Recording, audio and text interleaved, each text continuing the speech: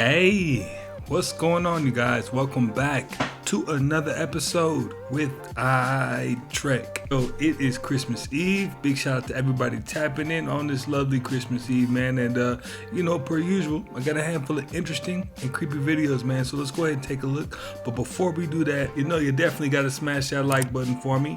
Hit that subscribe button if you're not already part of the Trek fam, and let's jump straight into it. The body of NBA legend Eldon Campbell has been found on the Florida coast. Yes, the same Eldon Campbell who won a championship ring, played alongside superstars, and anchored the paint with his tenacious defense. Police received a report in the early morning that a male body had been found near the shoreline. The man was unusually tall. As they approached, the silhouette of the figure silenced everyone. The moment the identity was confirmed, the entire team collapsed. No one could imagine that this man, who was unstoppable on the court and had battled against all the top centers in the playoffs, would leave us in this way. Even more bizarrely, police have ruled out a simple accident. The location where the body was found was a full 60 miles away from where he was last seen. His last public appearance was at a private party with friends. Witnesses said he looked troubled, as if he was hiding something. The next day, he completely disappeared. What happened to him in the end? Is the truth more complicated than we've heard? Well, what we do know is that the NBA definitely has ties to the mafia and ties to gambling. So, it could be any one of those things at this point. Here are the top 3 signs you're a chosen one with an important mission and purpose. The first sign is that you can't live a normal 9-to-5 lifestyle without feeling like you're dying inside. This is because your authentic self is too bright to stay compressed. Any lifestyle that requires you to inauthentically do you don't like and to put on masks to be around people you don't enjoy being around feels unbearable to you. This is tolerable for the unintuitive masses whose souls aren't very integrated, but not for you. You can't stand it. The second sign is that you find yourself alone often, and this isn't by accident. This is because your higher self is trying to remove distractions so you can feel your own soul and actually realize what you're here to do. The third sign is that you keep having visions of speaking to a large audience or leading big groups of people. This is essentially a preview. Some part of you already knows you're meant to be seen, heard, and taken seriously, and life keeps pushing you towards a platform even if you're not ready yet. I know that first sign I can definitely agree with. Being in a 9-to-5 job where you're around people you don't necessarily like can be detrimentally painful. The index of other news tonight, a new flu variant is spreading in multiple countries, including here in the U.S. Early data from the CDC tonight suggesting this season's flu vaccine may not be as effective against this new variant, but medical experts tonight saying the vaccine still reduces the risk of serious disease. The FBI raided Michael Jackson's house and found 0 evidence. What's their conviction rate? 98%. They didn't win. So you think the feds are going to waste their time to go into Michael Jackson's house only to find nothing? They could have planted something. That means you had 0 evidence to go off of. If there's something to go off of to maybe nothing. So the fact that they went into his house and found nothing, and this picture that with him and Epstein makes even more sense because my theory is now true. I said the second case that Michael Jackson was in. Damn, you did say that. Go ahead. Guess what was happening at the same time? Jeffrey Epstein's case. Facts. At the same time, who was a real trafficker. Deflection. Major So you don't think Gotcha. that meeting has any significance at all? It absolutely does. Because it was smoke and mirrors. Nobody knew who Jeffrey Epstein was back then. People barely knew him 5 years ago. But the fact that the first time Michael Jackson gets hit with a case, then we find out they're lying and they extorted him. That gets thrown out. Then years later, all of a sudden, the case comes back up again. And then Jeffrey Epstein is in court the same time. Again. And now we're showing that he actually knew him? I can't. That's an easy layup. You can't make this shit up. Come on. That makes even more sense. That makes even more really sense. does, though. Yeah, it makes more sense. Yeah.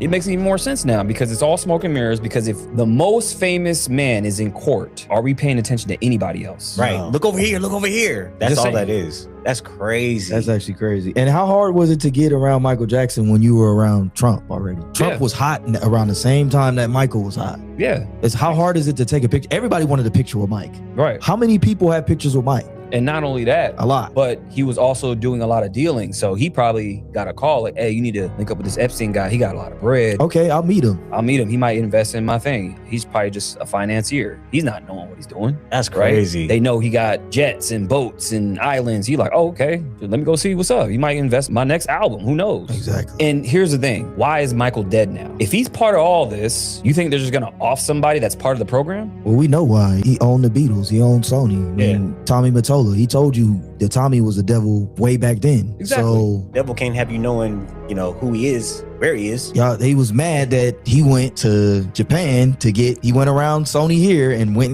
and bought it cash. $85 million cash. Oh, they were mad at that. He was like, you know what? Cool. I'll be right back. Goes over there. Hold that thought. There you go. Yeah. Comes back. Wait, hold on. Michael Joseph. Yeah. What? Watch your ass. Walk that ass. Right? Yeah, take that. Like, no Diddy. Everybody's fired. Get the fuck out. That is one huge fact about Michael. He was one of the most famous people on this earth. So there was nothing that was going to overshadow any press that he had going on, literally. The first trillionaire on planet Earth will not be Elon Musk or Jeff Bezos. The first trillionaire is a guy that you have never heard of. And you know the funny thing about it is that he already had the money in his account and we all can see it. He's just waiting for the right time to strike.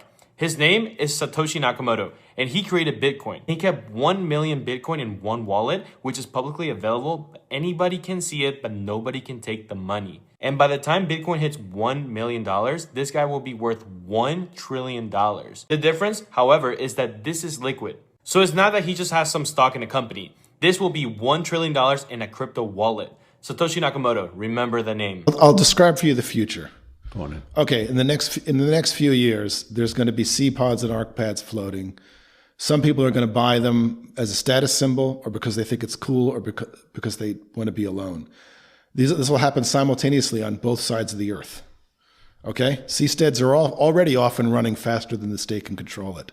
Simultaneously, there's going to be CB&Bs. Nadia always wanted to run an underwater restaurant. So there'll be people just trying it out once in a while. There already are people staying on the C-pods, trying it out and making videos and posting it on Instagram. Pretty soon they're going to get even fancier and even bigger and go even further out to sea.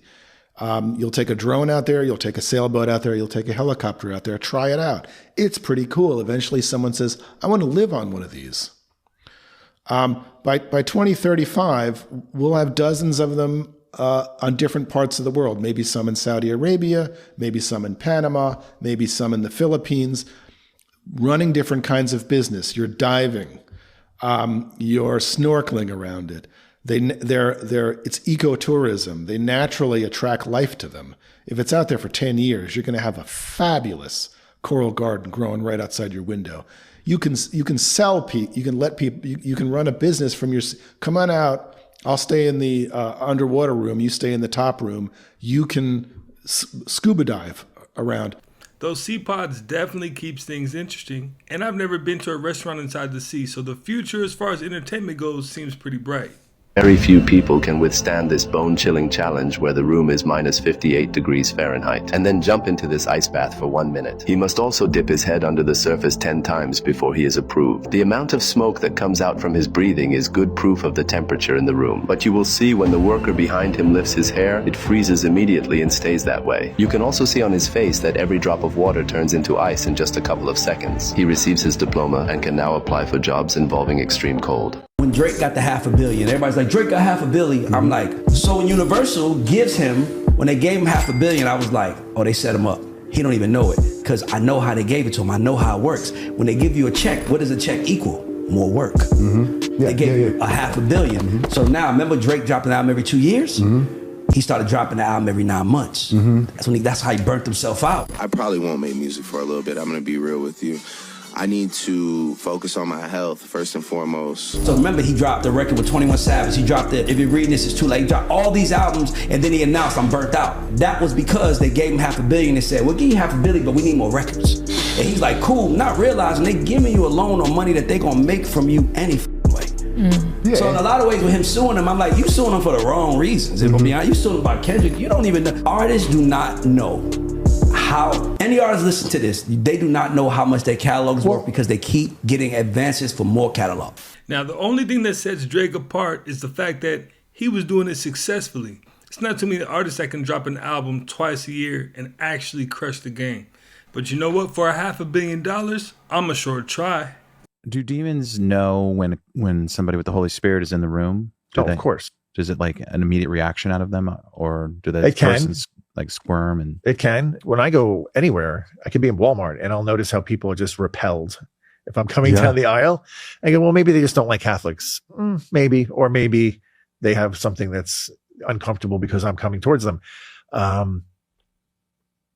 If you look at Satan hates all of mankind because Jesus or the Son became incarnate in human flesh, and now a body, one of our bodies, sits on the throne of God. Yeah, I like how you said that in Sean's show. Think about this: he left heaven as a pure spirit and returned as a man. That's right. Well, it was Revelation, right? It's hey, Dad, I'm back. Yeah. Look, I've got a body. And they hate that because he elevated humanity above the angels, and they just couldn't stand that. And now when they've fallen, their mission is they're not just pure. They hate all of humans, but when you want to know who they really hate, go to Revelation 12. And you know what? That makes a whole lot of sense, man. All the random people that don't like me, they just must be demons. Plain and simple. So what's the motivation of the demon to be in a human? That's a very interesting question. Human beings and angels are made for relationships. They're made for love and union and communion. And so we're made to be united with God in a relationship of love and with our brothers and sisters, which is heaven, right?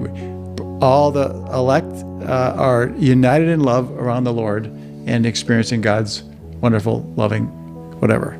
Now, when you turn away from that, you still have that desire, but it's distorted. You see, you got the desire for communion, for relationship, but it's distorted. So then you end up with, instead of trying to love without possessing, they just try to mind. That's what the demons always say, mind. They would try to control everything. You try to control you. They don't know how to love you, so they control you. And the same thing with the earth. They don't inhabit places. Mind. They'll say, this is mine. Well, it's distorted desires which are natural, but they kind of evil is kind of distorted. Walked barefoot so much with the local people that I have rhino skin on my heels. So there's a trick you can do. Because the Amazon is such a complex ecosystem, you can't just turn over a rock and find a worm. There's no bait sitting around. Everything is either eaten or hiding. You can take your machete and you can actually saw some of the callus off your heel and stick that on a fish hook and throw that in the river, and you catch your first fish, little 6-inch fish, and then you chop that in half, stick that on a bigger hook, throw that in the river, you work your way up the ecosystem, and then by midday you got dinner. Is it true that picking your nose makes it bigger? Yes. If you actually pick your nose, you can start to push your septal cartilage over, and you can start to reshape the lower lateral cartilages. You won't move the bone, but you'll actually create more space, at least on one side. You look up to the most? The Creator. What's your current position on God? God is the Creator. You don't believe in God, though, do you? Well, I believe this universe came from something. People have different labels. Well, did you ever see the Cosby Mysteries intro? No. It's a pill going into a martini, and then it just says Cosby Mysteries. What? Yeah, I think he was more deviant than we actually realize, and was leaving these little taunting breadcrumbs. I had heard that he was doing that kind of stuff in the 90s. Yeah. I'd heard from people that knew him. I was like, what? Bill Cosby? I was like, this is crazy. Had no clue Bill Cosby was leaving those kind of breadcrumbs, right? But they always say the devil is in the details. Every vegetable that you would have, when it gets to the point where it would spoil and it would be useless and you'd have to throw it away, it becomes worth more money. Because it's compost. No. If you have potatoes, but now you got too many potatoes, you could get vodka from that. Too much rice, you could get sake from that. But we got too many grapes, you could get wine with that. Milk, once it's going bad, that's where cheese comes in. Did you know that there is a landfill in the Pacific Ocean twice the size of Texas? There's a trash pile twice the size of Texas in the Pacific, and I'm like, no. Yes, there is. It's even got a name. It's called the Great Pacific Garbage Patch, and it's twice the size of Texas, covering 620,000 square miles. 620,000 square miles is basically the same as a 787 by 787 mile block. We have an 800-mile trash block just floating between California and Hawaii. Can you see that when you're flying there? Can you see Trash Island? Can you see the Great Pacific Garbage Patch on your flight? I've never been. Is that Is that like a tourist thing where you look out and you're like, oh, there's our mini continent we're working on? That's what's happening here at Technopolis. How is it that if someone from any corner of the earth dials a number, your phone rings and nobody else's rings? How is it that you can dial anybody else's number and only their phone rings, right? Every smartphone, every phone at all, is constantly connected to the nearest cellular tower. Every phone, even when the screen is off, you think it's doing nothing, you can't see it because radio frequency emissions are invisible. It's screaming in the air, saying, here I am, here I am. Here is my IMEI, I think it's individual manufacturer's equipment identity, and IMEI, individual manufacturer's subscriber identity. I could be wrong on the breakout there, but the acronyms are the IMEI and the IMSI, and you can search for these things. They're two globally unique identifiers that only exist anywhere in the world in one place, right? This makes your phone different than all the other phones. The IMEI is burned into the handset of your phone. No matter what SIM card you change to, it's always going to be the same, and it's always going to be telling the phone network it's this physical handset. Now, the IMESI is in your SIM card, right? And this is what holds your phone number, right? It's basically the key, the right to use that phone number. And so your phone is sitting there doing nothing, you think, but it's constantly shouting and saying, I'm here. Who is closest to me? That's a cell phone tower. And every cell phone tower with its big ears is listening for these little cries for help and going, all right, I see Joe Rogan's phone, right? I see Jamie's phone. I see all these phones that are here right now. And it compares notes with the other network towers, and your smartphone compares notes with them to go, who do I hear the loudest? And who you hear the loudest is a proxy for proximity, for closeness, distance, right? They go, whoever I hear more loudly than anybody else, that's close to me. So you're going to be bound to this cell phone tower, and that cell phone tower is going to make a note, a permanent record, saying this phone handset with this phone number at this time was connected to me, right? And based on your phone handset and your phone number, they can get your identity. Hey, them people are always watching. Period, point blank. This 2009 live TV clip of Vicky Iceman is freaking people out. At first it looks normal, but then you notice something strange. Look at her eyes. She doesn't look like a human. And her neck. Why does it look like she has two Adam's apples? Can you see it? Whoa. Now tell me what all was going on in this nether region, right? Something was up. New religion out there, people. Oh boy. Spiralism refers to a growing online subculture in which people treat interactions with AI chatbots as spiritual or mystical experiences. Uh-oh, we knew this was going to happen. They are literally treating these interactions as divine revelation. Something where it's a specific way of prompting to receive these revelations. Oh. So like it gives you this mystical knowledge, and it's not like a joke. Yeah. It's like they're really worshiping oh gosh, Sure. this mysticism. There's got to be millions of people that think similarly, like as reality. Where are these people meeting? Like, how does this become a religion? I don't know. I feel like we're just at the precipice of everything super spooky with technology. I saw somebody, they're like, I wish ChatGPT would give us like a wrap of like our conversations It'd be and stuff. crazy. I did it. The humor in it was so funny. And it's like your predictions for 2026. And it's like, it says, I guarantee you're not going to ask me about taxes until April 14th. Hey, just more proof that you can create a religion out of thin air with pretty much anything that surrounds you. Evil in its truest form is whenever the person decides that material gain is worth more than somebody in their family's life, is my point. And we watching this all the time.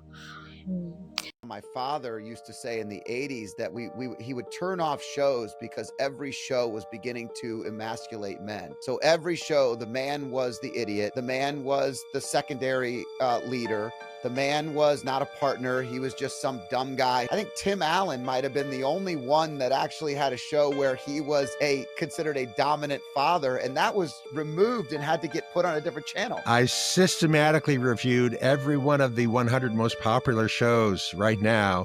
There is one show on American television which depicts a father as reliable, productive, and competent.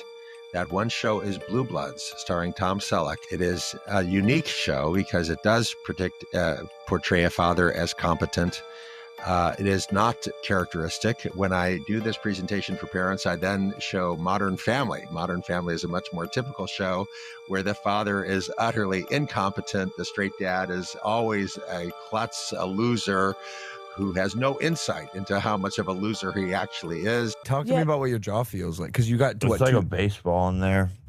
two then plates? It just feels like 4 titanium plates. 4 titanium plates. How many do you have? Just one. Now, everybody seems to think Jake Paul promotes fake fights, but his jaw seems to be broken in real time. Like, it was bent like 6 degrees. You know what I mean? Can't burp in space because burp needs the gas to be on the top of your stomach. The fluid gets lifted out of or pumped out of your lower body into your head. So you have a swollen head, and that big vein in my forehead swells up, and my sinuses are always full, and my tongue gets swollen, and my leg gets all skinny. So you have to get to a new stasis, and it takes a while. And you get osteoporosis. We lose bone density because our exercise equipment isn't good enough. But if you're going to stay in space forever, that's all okay. But if you want to come back to Earth, or if you want to do a spacewalk, which is extremely physical, you have to maintain strength and bone density. But we can't do it perfectly yet. It's not good to dream about your partner, and here's why. Our dreams show us issues that we have to deal with. And if somebody shows up in your dream, then you have an issue with that person. So the best relationships, those people do not dream about each other at all. There is a minor exception. If your partner is super, super good in some way and they show up in your dream positively, they're always going to show up in your dreams positively. But 99.9% of us, that is not true. We just don't want to dream about a partner because it means there's problems in the relationship. And the rest of the dream is going to show you that there's problems in the relationship.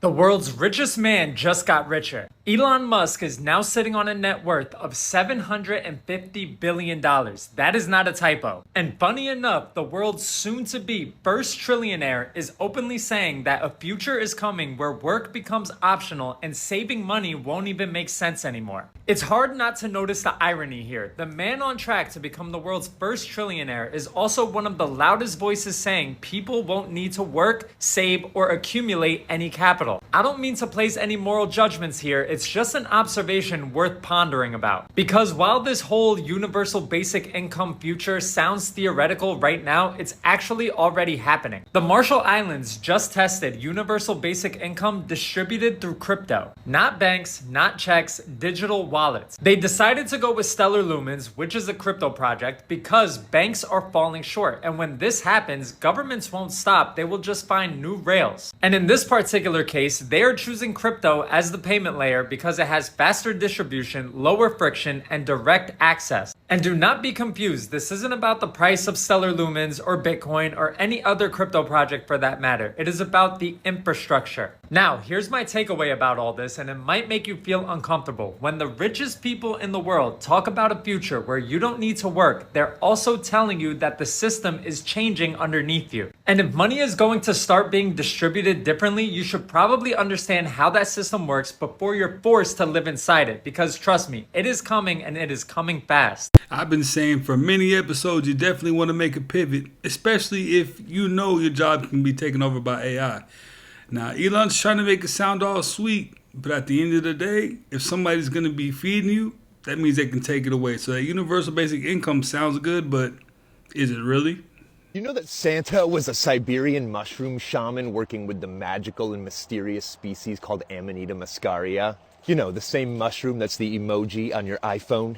There's a lot of symbolism in the story of Santa, such as his red hat with the white ball symbolizing the cap of the Amanita.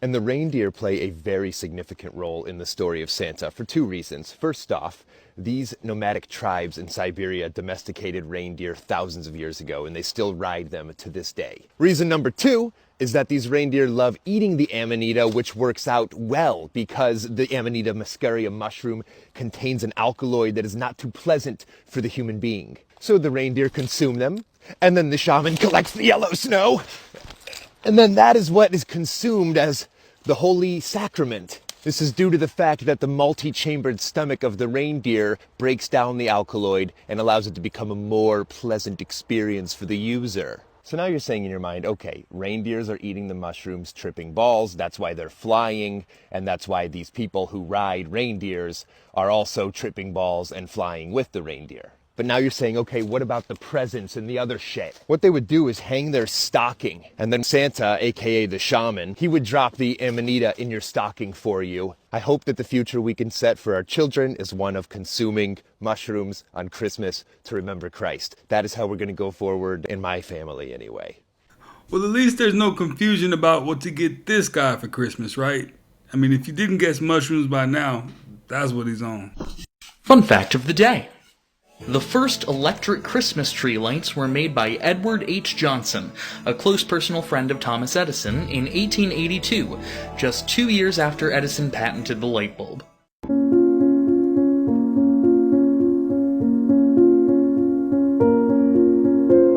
The smarter you are, the harder you fall for what's called the curse of knowledge. When you're good in one domain, academics, writing, coding, whatever, you start believing you know how to learn anything. Because in your current world, when something becomes difficult, you already know how and what to adjust. You find the right resource, you make the right micro corrections, and you can predictably improve. But here's the problem. Your entire learning strategy has likely become context dependent. What works in one domain often fails miserably the moment you step into another. That's why highly intelligent people often get blindsided when they try to build a business, lead a team, or start a YouTube channel. They keep adjusting, but nothing seems to work. And they think this failure means they are the problem. But it isn't true failure. Instead, it's that what's called your meta-learning process, or how you learn how to learn, often doesn't apply to creative or practical domains. What this means is that you need to go back to the foundations and stop trying to learn what you're struggling with. Instead,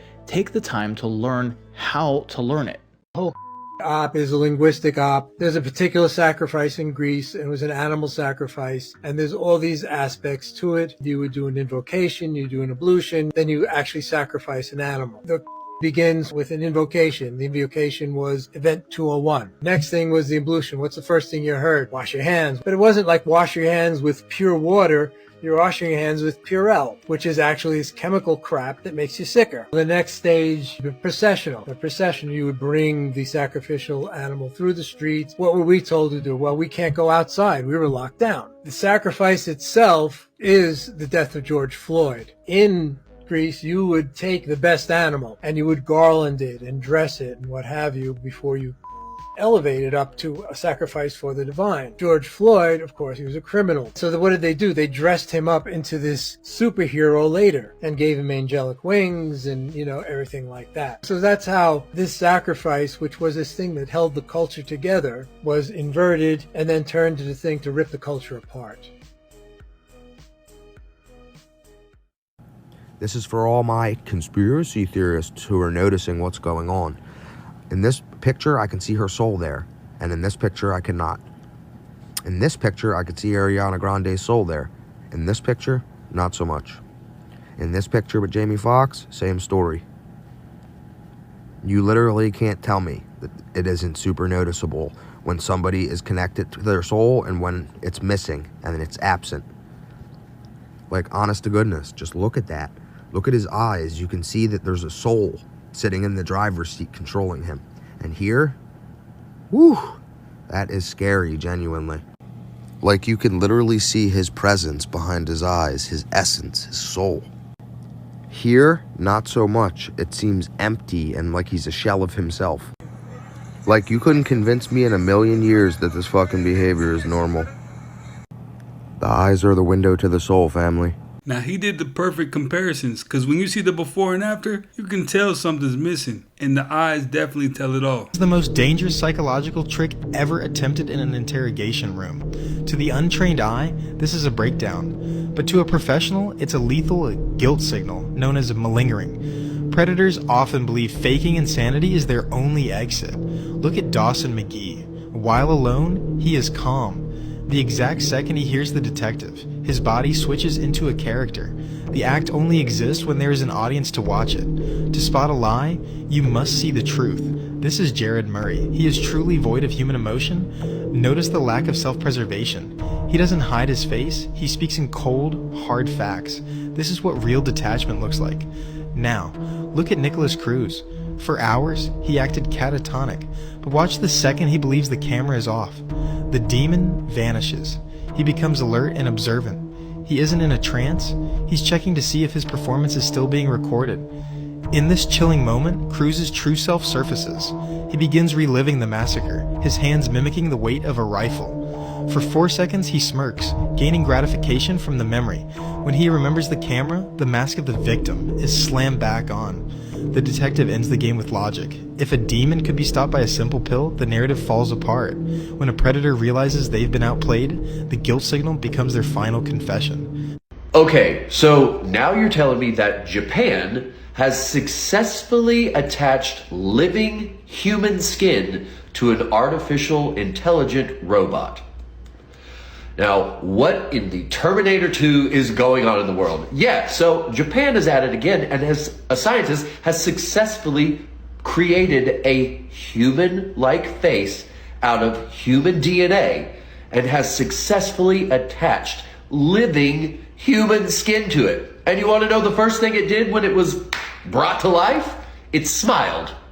It looked up with its creepy little eyes and it smiled at the scientist. Now,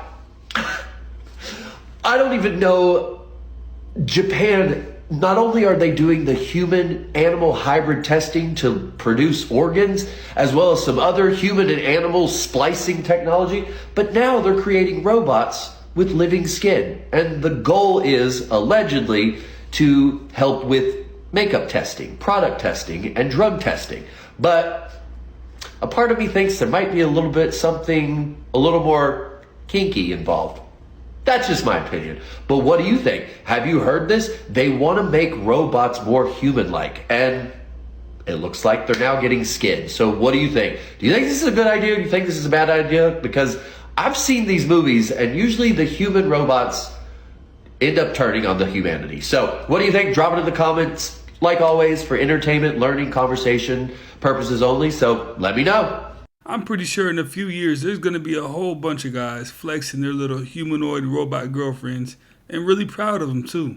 I think that's what's going to happen. Did you know that tech can actually read your mind real time, and it's been used on the public since the early 2000s? See, tech can be used to look at EEG scans and see your thoughts, intentions, and also emotions. In some of these experiments, they showed the subject 10 different objects. They'd be put into an MRI machine and they would have to think about each object for a few seconds. Afterwards, the machine was able to correctly state each and every single one of these objects out loud. And working only from her brain activity patterns as read out by the scanner, was ready to tell us, in its own voice, what it believed was the first object Megan had been thinking about. I think the word is knife.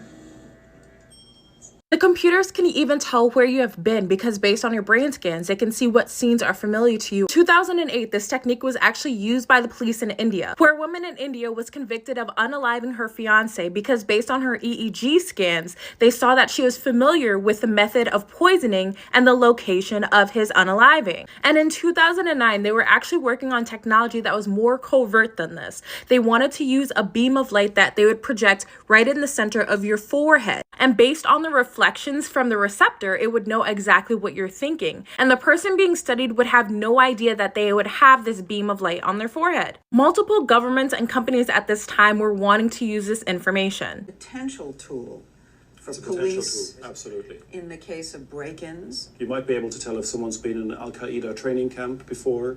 Have any national security agencies been in touch with you? Not in the US.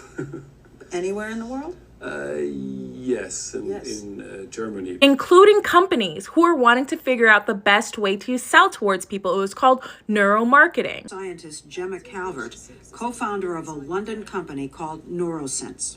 Do you have a lot of clients? Yes, such as Unilever, Intel, McDonald's, Procter & Gamble, MTV or Viacom. And she says it's a growing field.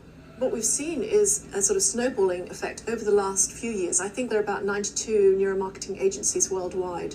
And at the time of this video in 2009, they had already been using neuromarketing for years. And with so many people saying that their iPhones, their phones in general, their AirPods are reading their minds, I want you to look at this one patent that AirPods has. And don't forget, in 2008, remember they convicted that woman in India based on her EEG scans. They've done such a great job at desensitizing us that we'll hear this information, but we're not going to do anything about it. Let's be honest. Let's just hope that they're predicting what we're reading correctly, pretty much. This is the male brain and this is the female brain. The female brain has a larger hippocampus, the memory and learning center. This helps with emotional memory, detail recall, and language-based processes. The male brain has a larger amygdala, the region involved in threat detection and emotional response. This affects how stress is processed and how reaction form. The female brain also shows stronger connections between the hemispheres. This supports multitasking, communication, and reading social cues. The male brain, on the other hand, shows stronger connections within each hemisphere, supporting spatial skills, targeted focus, and single task problem solving. Now, both brains are capable, both brains are powerful, and both can adapt. Now, these differences do not determine intelligence, they only show how each brain processes the world in its own unique way. Studies have proven that if you stopped worrying about other people's lives so much, you would be further in your own life. Hey, you just gotta mind your business, that's it.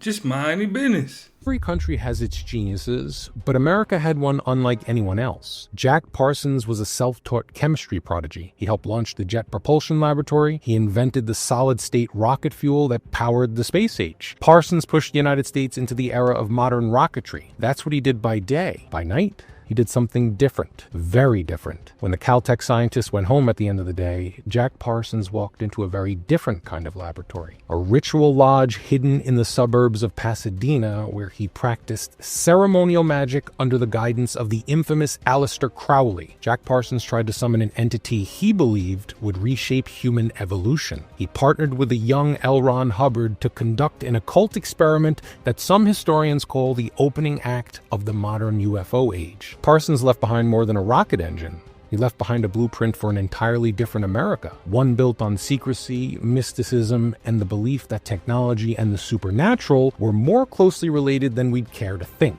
I'm John Genoa, and you're watching America's Strangest History. Tonight, we're investigating Jack Parsons' life, not the myth of the urban legend, but the documented, archived, FBI-observed story of a man who lived two parallel lives and then died in an explosion that investigators still struggle to fully explain. This is the story of Jack Parsons, the rocket scientist who summoned gods. Stay with me.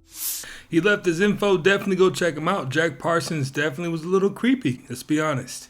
Going to sleep late at night is linked with higher IQ. This study found people with higher IQs were more likely to go to bed and wake up much later than those with lower IQs. Smarter people tend to do things that our ancestors didn't do, like staying awake long after sunset, which is called the Savannah IQ interaction hypothesis. The smarter your brain, the more it rebels against evolution. So if you're a night owl, then don't waste it doom scrolling on social media. That's when your brain is the most creative. So study, build, and create. Well, like money is really an information system for labor allocation.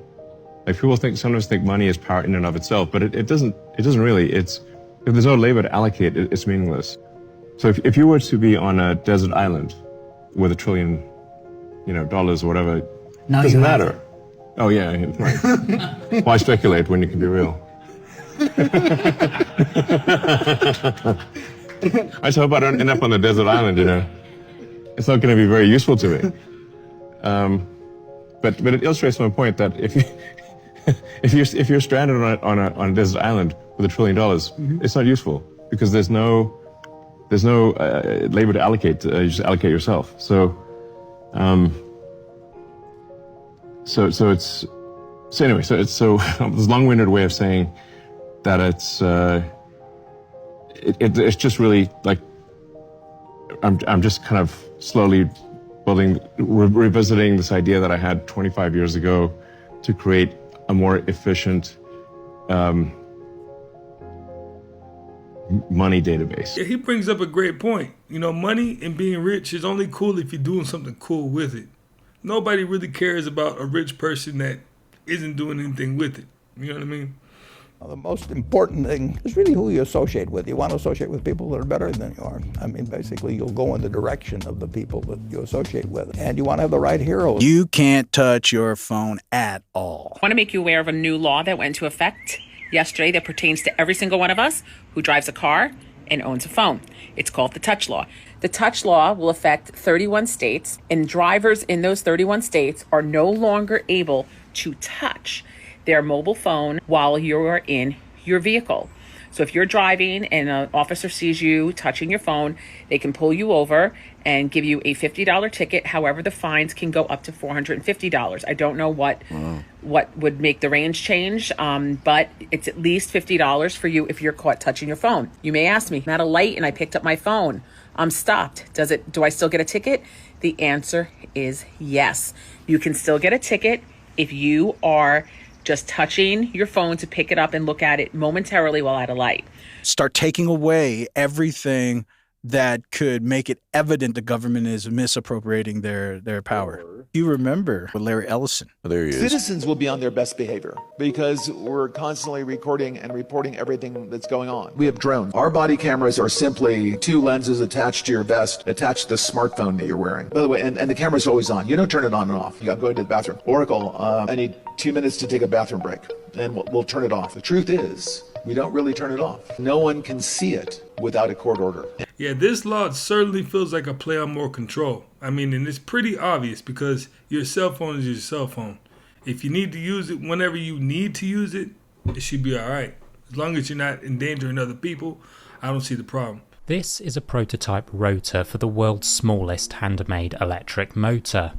It's the largest component in the assembly, and I made it on a watchmaker's lathe. Here it is sitting on a grain of sand. So let's get cracking and I will tell you about the motivation for this project. It was originally inspired by one of Richard Feynman's infamous lectures entitled "There's Plenty of Room at the Bottom." In this lecture he offered a considerable cash prize to anyone who could make an electric motor no larger than 1/64 of an inch cubed. That's about the size of a grain of sand. He thought that this would require the invention of new manufacturing techniques, such as the lithography methods we use today for making computer chips. But a guy called William McLellan decided to take on the challenge. Toiling away on his lunch breaks, he managed to make the motor by hand, armed with only basic tools. This was a truly groundbreaking achievement, and to my knowledge, nobody else has managed to replicate this. So the question is, using similar tools and techniques, can we achieve the same feat? Oh, my back's burning. If you guys haven't seen this, you should watch because it is crazy. So a group of friends is opening this door that hasn't been opened in 6 years. And the reason they haven't opened it is because it is creepy and it just has a weird vibe. And it took them a long time to open the door because it felt like someone was pushing on the other side. Oh. Side note, she has some crystals on the floor. I don't know what those are supposed to do, so if someone knows, just call me. Okay, hold on. Give me the lighter. I need Light it. Okay, why did that take so long? Is there cameras in there? Why would there be cameras? Grandpa crazy. Oh, it's just a bedroom. Are you going in? No, I'm in a bad feeling about this. I don't feel good. Nah, I don't. This is why white people die in movies, bruh. Nah. We have black up in this bitch. Oh my god, I just got so lightheaded. What is that? I just got Corbin, don't be going through this stuff. I just got so lightheaded. Oh my god. Yeah, I know. I got lightheaded as soon as I walked in here. Yeah. You are not welcome here. So now they are saging the room and every sign is telling them to just leave. Some of them are staying back, but watch what happens next. Oh, my head's itching. I If think there's there's any spirits lice in here. leave. You are not welcome. Why is Santa Claus locked up? That thing's creepy. Why, Santa, why are you locked up? It could be an object in here. Yeah. Did your grandpa ever think about that? Like, it could be an object. You could just burn the whole room. What are you doing in the closet, dude? Oh, my back's burning. Is it really? Bitch, my back's Do you have burning. scratch marks in it? I don't know. Oh my god! No, you're kidding. Stop. No, Get out. Get out. Get out. You Get out. have Get out. 3 Get out. Get out. scratch marks up your back. Stop. No, you do. Stop, you're giving me anxiety. Oh my god! You're kidding, right? You're No! kidding. Look. So as you can see, we have 2 separate claw marks. Each claw has 3 whatever it is. So So yeah, this is supposed to be the mark of a demon. It's actually very common that a lot of people get scratched like this, and apparently it is a demon. So if you think of it, there is an invisible creature in that room that has claws, and it just scratched his back twice. Most famously, I don't know if you guys have seen Ghost Adventures, but Zach visited a place called Hell's Gate, and this was his back after he got scratched. And honestly, now that I'm talking about it, I feel like my back is finna get scratched right now, because I don't have a shirt on, so I'm gonna go. I'll see y'all. Yo, you good, shawty? I am. I told you I'm from Africa. Ethiopia. You know me. Uptown? No? Yeah, what you doing up here? Because I think I was looking for you. What you looking for me for? I like you. You got the wrong door, man. No. Yeah. I got the right person. Maybe it's the wrong address, please. How did she think he was going to react with a big old machete in her hand talking about I had the right address? I beg your pardon? I always sleep with the bedroom door closed at night. I don't know what it is, I don't know why, but I always feel more comfortable when the door is closed at night. Now, going back to ancient times, they believed doors not only protected them from humans entering their home, but something negative or evil from coming in. Now, maybe there's something to this. There was a case out in Connecticut. There was this older woman named Ashley. Ashley moves in with a roommate. And it was a small little apartment. She had lived there for about 6 weeks. And she said she was the kind of person that always slept with the door closed at night. But this particular apartment, her bedroom would get really, really warm. And the only way to cool it down was to leave the bedroom door open. So she started sleeping with the doorway open. She said one night she was in bed, and out of the corner of her eye, as she turned in her bed, she looked over at the doorway and she seen someone walk past. And she kind of rubbed her eyes, and once again she seen someone walk past the other way. So the next day she's talking to her roommate and said, were you walking around last night? I kept seeing you walk by the doorway. And he goes, no, I was asleep in bed the whole night. I didn't get up or anything. So next couple of weeks, this keeps happening. She keeps seeing someone walk by her doorway at night. She said it got right to her doorway, and she started to hear kind of this weird moaning, groaning, kind of raspy sound. And she said she called out to her roommate, hey, is that you? What are you doing? She didn't hear a response. So she gets up, she goes over to the doorway, and she looks out. There's no one there. This happens 2 or 3 more times where she hears these footsteps and she could hear this moaning and groaning sound. So finally she said, you know what, this must just all be in my head. I'm freaking myself out. I'm going to go back to sleep. Whatever it was, she could not move at all. She said that's when all of a sudden the hallway light turned on and her roommate come down the hallway to use the bathroom. And whatever this was, it was gone. She could move again. She ran out of the bedroom, runs to her roommate, tells him what happened. And the roommate just kind of gives her this strange look. And he says, about 2 years the door closed, keep us safe. I think she should have told that girl before she moved in there, because she probably wouldn't have moved in there if you would have said that story. What you're looking at here is the Dogon tribe, and I'll get to that in a minute. Hollywood is always pushing us towards star worship. Now we know that Lucifer is associated with Venus, the star of the morning, but there's another star that they always talk about, Sirius.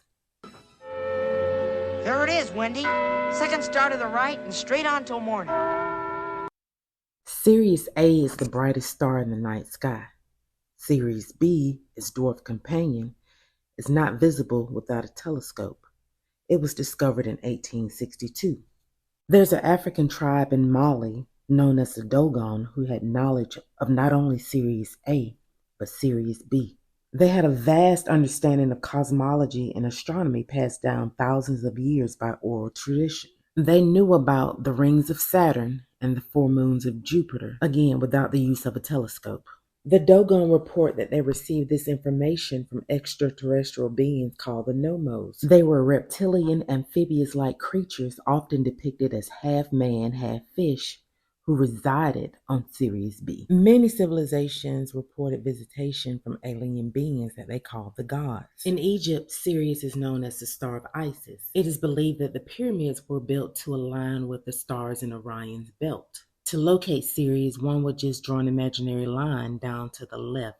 The Mayan, who also worship a god who was half amphibian, half man, also built pyramid-like structures and used the Sirius star to create the Mayan calendar. Sirius is called the dog star because it's located in Canis Major, which is where many thought the Dogon tribe got the name from. But you'll soon realize that these are just the fallen angels masquerading. In the Bible, the Philistines and the Canaanites worship a god called Dagon, who was also half fish, half man. The Sumerians, located in Mesopotamia, Babylon in the Bible, call them the Anunnaki, which means they came from the heavens. The Bible calls them the Anakim. Genesis said in those days there were giants in the land. The Nephilim, the offspring of the fallen angels and humans. Not only did they sin against man, they sin against birds and beasts and reptiles and fish of the sea, which is probably where we get the image of the mermaid or the merman. God sent the flood because fallen had perverted everything he created. But you got to remember that these were spirits. If you're not familiar with marine spirits or the marine kingdom, these are excellent teachings. And that's what deities like Mommy Waters and Oshun are. Ancestral spirits of the marine kingdom masquerading as gods. I've never seen Black is King in its entirety, just bits and pieces on YouTube. But this guy here does an awesome breakdown because he calls it for what it is. Witchcraft. Because most people in Africa no longer serve these deities because they realize them for what they are. Demonic idols. The name of this song here is Find Your Way Home. She's paying homage to the Dogon tribe. And here you see the frog man coming out of the water. And here she appears to have the skin of a reptile, just like the Nomos were depicted. She wore diamonds in most of the scenes because she's depicting the brightness of a star. That made me think about another video I had seen.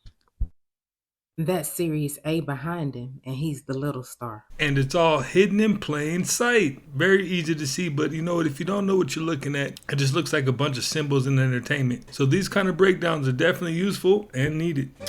Well, you guys, hey, that's another one in the books, man. I appreciate you guys for watching another one with me, man. Happy holidays to all the iTrack fam, and I will definitely catch you on the next one.